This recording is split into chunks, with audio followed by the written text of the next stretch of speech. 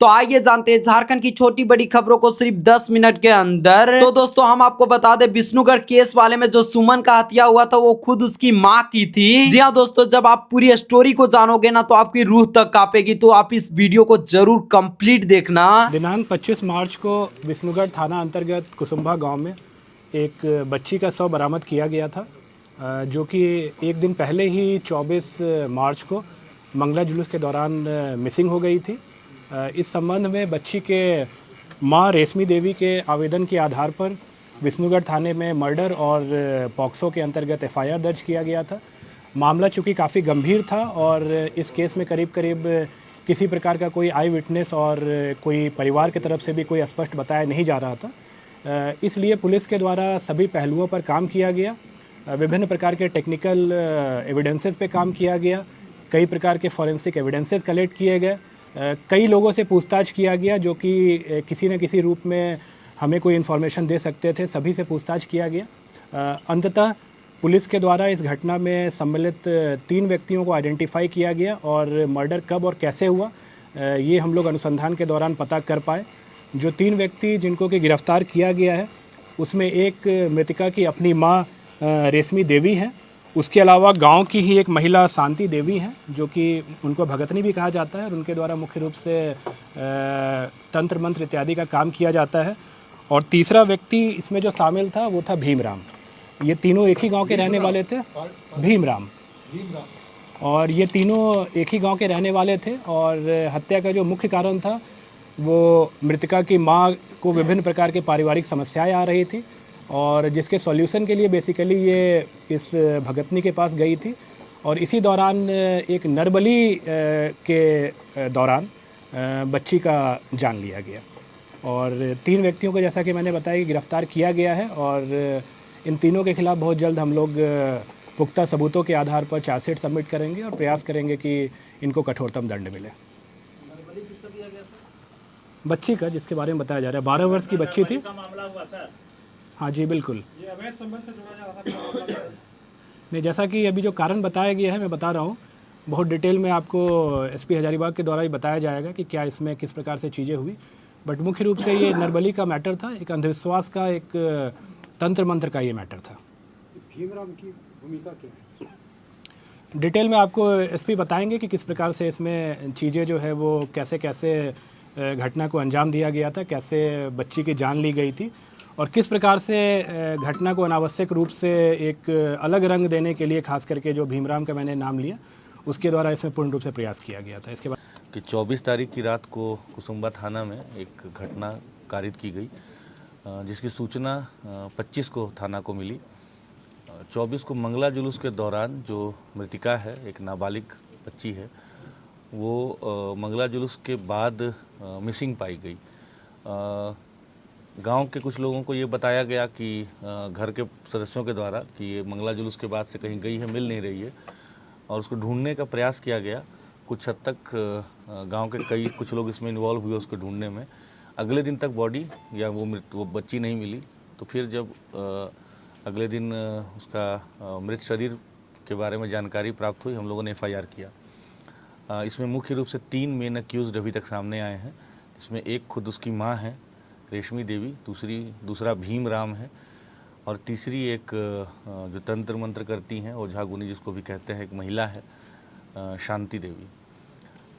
जो मृतिका की माँ हैं और भीमराम के बीच करीब 10 वर्षों से अनैतिक संबंध की बात सामने आई है और उनके जो पति हैं वो महाराष्ट्र में कुछ रोजगार करते हैं और कम ही घर आना जाना होता है। मृतिका के जो बाकी भाई बहन हैं वो भी उनको अपने पिता के नज़र से ही देखते हैं और एक तरह से उस परिवार के ऊपर भीमराम का कंप्लीट होल्ड जैसा है। तो इनके जो पुत्र हैं, मतलब मृतिका का जो भाई हुआ, उसके विषय में उनकी माँ काफ़ी चिंतित रहती थी क्योंकि वो मानसिक और शारीरिक रूप से उनको कमज़ोर लगता था।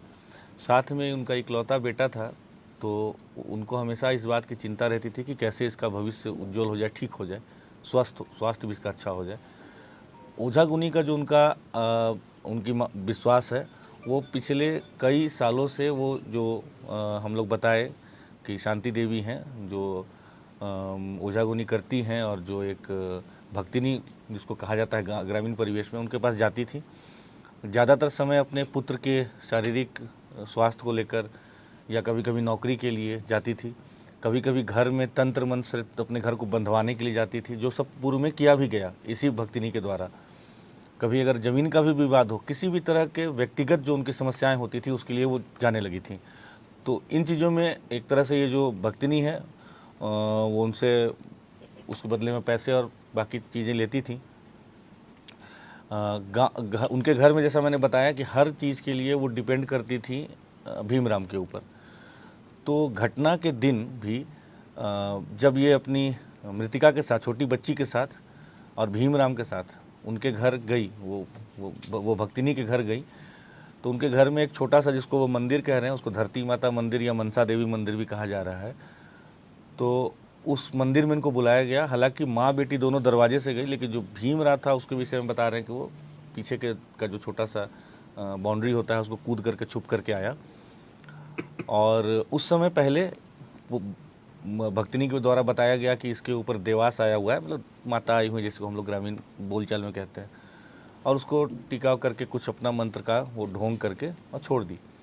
बच्ची वापस से आकर के और जो मंगला जुलूस था उसमें पार्टिसिपेट करने लगी, और भक्तिनी के द्वारा बताया गया कि आप दोबारा से आइए, इसको लेके अच्छे मुहूर्त वगैरह के बारे में बताते हुए कि 9:30 बजे के 9 बजे के आसपास के बाद आना है। जब दोबारा से गए तो, और साथ में ये भी बताया गया कि जो हम आज करेंगे, इसका इलाज करेंगे, जो बलि हम देंगे, उसमें हमको एक मेल पुरुष का ज़रूरत पड़ेगा।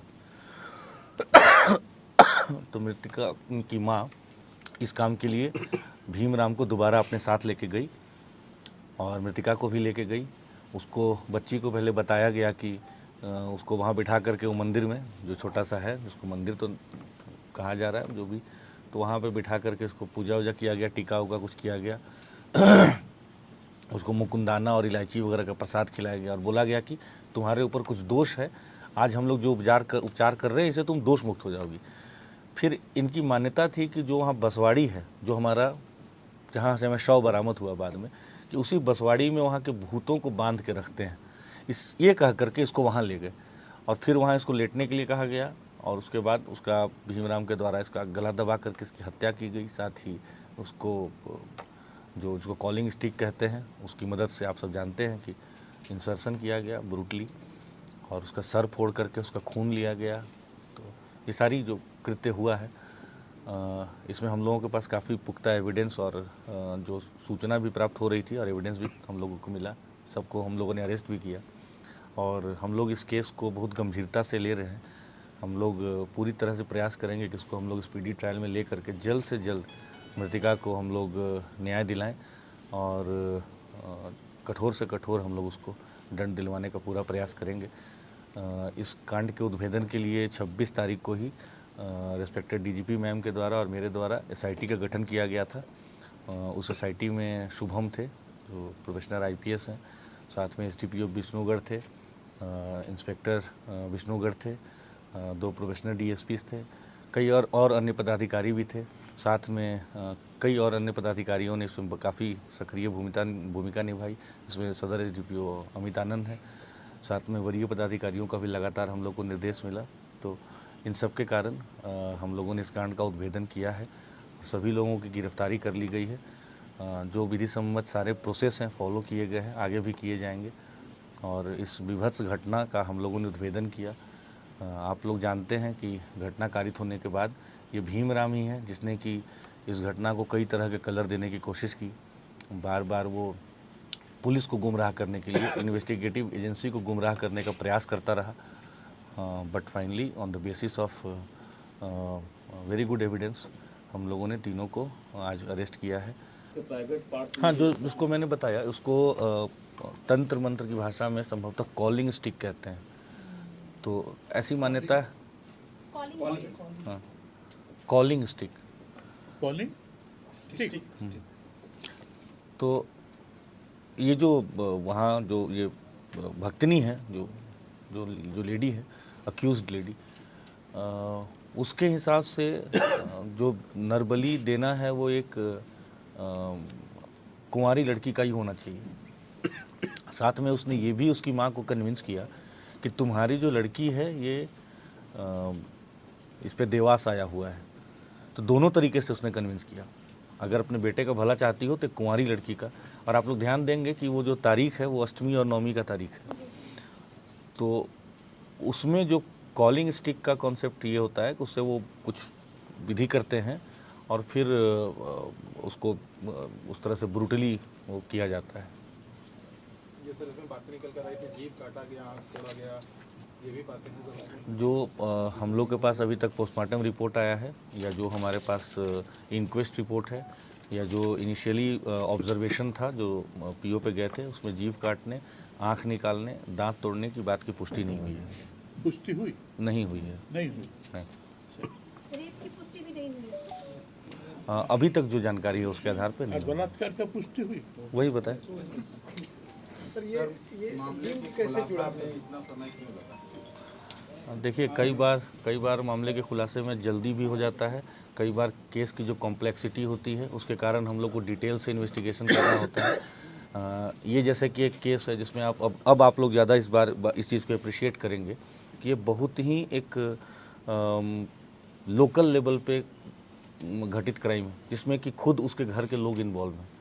ऐसे में एविडेंस कलेक्शन और थोड़ा मुश्किल हो जाता है, पहली बात। दूसरी बात कि बिना पुख्ता एविडेंस के आप ऐसे लोगों पे पहले शक भी नहीं कर सकते हो, अरेस्ट की बात तो दूर है। तो मुझे ये नहीं लगता है कि इसमें बहुत ज़्यादा समय लगा। तो हमारी टीम लगातार प्रयास कर रही थी। घटना कारित होने के बाद एक तरह से पूरी हजारीबाग पुलिस जो थी वो वैसे भी रामनवमी का त्यौहार था और विधि व्यवस्था की भी में भी लगी थी, साथ में अनुसंधान भी करती रही। तो मुझे लगता है कि ये कहना कि बहुत अधिक समय इसमें लग गया है, कई घटनाओं में के उद्भेदन 24 घंटे में हो जाते हैं और कभी कभी समय भी लगता है। सर मृतिका की बहन भी थी सर, तो वो नहीं थी उसी घर में? घर में थी, मृतिका की बहन घर में थी। देखिए, मैं बहुत ज़्यादा डिटेल आप लोगों के सामने रिवील नहीं कर पाऊंगा जो अनुसंधान से संबंधित है, बट वो घर में ही थी। कितना दिन में चार्जशीट दीजिएगा एसपी साहब? इस बारे में चार्जशीट कितना दिन में दीजिएगा? बहुत जल्दी दे देंगे। कहा जाए सर कि बेटे की सर, जिंदगी समय। बचाने के लिए बेटी की बलि दी गई, तो कैसे देखा जा सकता है? अब शब्दों का चयन तो हमसे बेहतर आप लोग करना जानते हैं। उनका कोई राजनीतिक संबंध भी है क्या? अभी उनको बताया कि इस विषय में तो आप लोग हम अच्छा, इस तरह की कुव्यवस्था के विषय में अभी भी जो व्याप्त है, क्या बोलेंगे? देखिए, इसके आप लोग अवगत हैं कि हम लोगों ने मैंने अपने एसपी यहाँ एज एसपी हजारीबाग ज्वाइन करने के बाद एक इस विषय में काफ़ी बड़ा अवेयरनेस कैंपेन किया था बरही में। आई एम श्योर कि बहुत सारे लोग उसमें पार्टिसिपेट भी किए थे, आप लोग को याद भी होगा। उसके बाद से बरही में ऐसी कोई घटना सामने नहीं आई है। उस समय मैंने बरही को इसलिए चुना था क्योंकि उससे पहले जो घटना वो बरही में ही कारित हुई थी। बट अब डेफिनेटली हम लोग अवेयरनेस कैंपेन करेंगे उस सारे एरिया में जहाँ जहाँ इस बार इस ऐसी घटना कारित होने की संभावना भी है। और ये इसमें जागरूकता एक इसका पार्ट है। दूसरा है कि अगर ऐसा होता है तो ऐसे लोगों को हम लोग इनके विरुद्ध सख्त एक्शन लें और कठोर से कठोर इनके खिलाफ हम लोग कार्रवाई करें। दोनों हम लोग करेंगे।